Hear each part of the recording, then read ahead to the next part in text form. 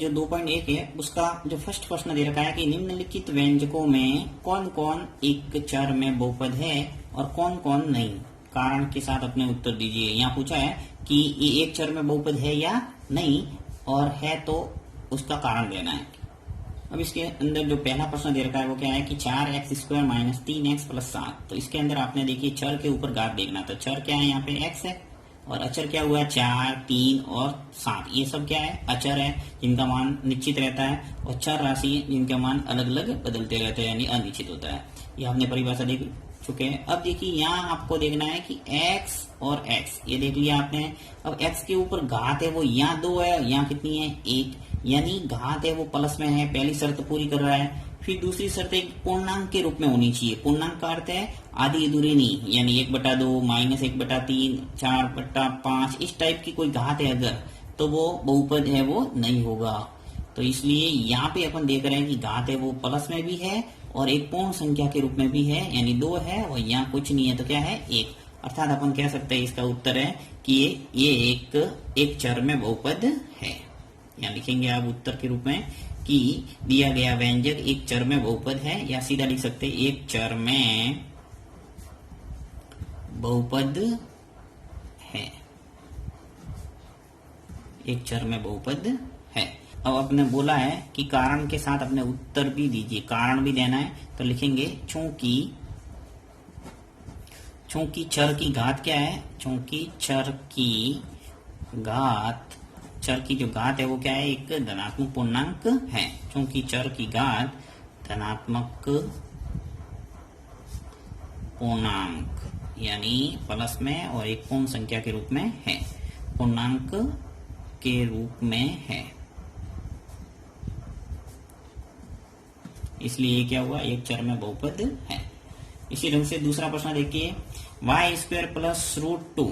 तो ये भी एक बहुपद होगा क्योंकि y के ऊपर जो घात है वो 2 है और एक धनात्मक भी है और पूर्ण संख्या के रूप में है, पूर्णांक के रूप में है। तो अपन कह सकते हैं एक भी एक चर में बहुपद है, एक चर में बहुपद है चूंकि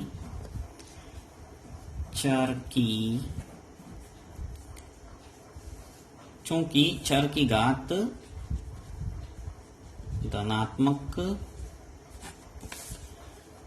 पूर्णांक के रूप में है। यहाँ पे तीसरे सवाल के अंदर देखिए क्या देख रहे हैं आप कि 3√t + t√2। अब यहाँ पे आप देख रहे हैं कि जो इसको यदि मैं थोड़ा सरल करूं तो देखिए कैसे लिख सकता हूं 3, ये जो रूट है, रूट का अर्थ क्या होता है, किसी के ऊपर घात है वो क्या होना 1/2 होने का मतलब ही क्या होता है रूट। तो t के ऊपर घात लगा दी मैंने 1/2 प्लस t√2। तो यहाँ पे क्या देख रहे हैं कि जो चर है वो क्या है t है और t के ऊपर घात है वो क्या है 1/2। अब देखिए ये प्लस तो है यानी धनात्मक पूर्णांक तो है, परंतु क्या है ये पूर्णांक नहीं है, यानी पूरी संख्या नहीं है, 1/2 है यानी आधी संख्या हो गई, यानी 0.2 के रूप में इसका मान आएगा, अर्थात एक चर में बहुपद नहीं है। तो यहाँ लिखेंगे अपन एक चर में बहुपद नहीं है।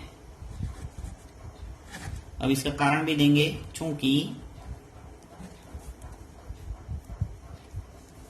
चर की घात धनात्मक पूर्णांक नहीं।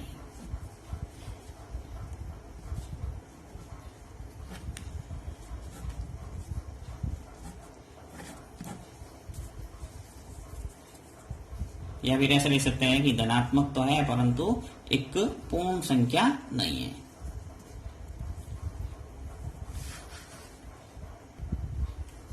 चौथा प्रश्न दे रखा है कि y + 2/y। तो इसको भी थोड़ा सरल कराएंगे तो क्या स्थिति बनेगी, देखिए y प्लस ये जो y नीचे है यदि इसको घातांक के नियम से मैं ऊपर लाऊं तो 2y की घात क्या हो जाएगा -1, क्योंकि नीचे y के ऊपर घात कितनी है 1, और जब ये हर से अंश में आएगा तो क्या हो जाएगा, जो प्लस वाली घात है वो बदल के क्या हो जाएगी माइनस। ये घातांक नियम में आपने पढ़ा होगा कि जब किसी राशि को ऊपर नीचे करते हैं तो चिन्ह है वो बदल जाता है। तो y के ऊपर घात क्या आ गई -1।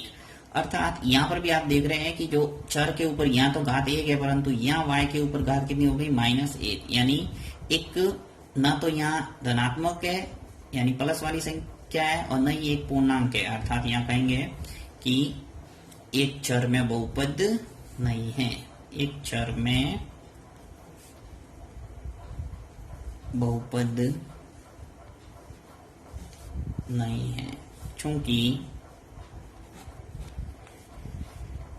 चर की घात धनात्मक पूर्णांक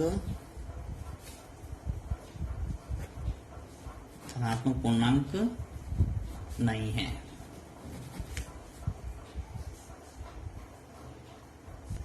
पांचवा प्रश्न है x के ऊपर घात है 10, y के ऊपर घात 3 और t के ऊपर घात है वो 50 है। तो यहाँ पे आपके देख रहे हैं कि एक चर में वो बहुपद नहीं है, यहाँ चर है वो 3 है, x है, y है और t है।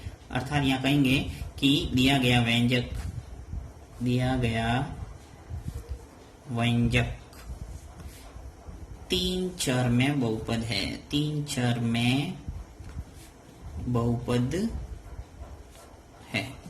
अब यहाँ पे देखिए धनात्मक पूर्णांक 10 है, यहाँ पर भी धनात्मक पूर्णांक है और ये भी धनात्मक पूर्णांक है। अर्थात ये बहुपद तो होगा, परंतु एक चर में न होके किसमें 3 चर में, क्योंकि यहाँ x है, y है और t है। तो दिया गया व्यंजक क्या हुआ, 3 चर में बहुपद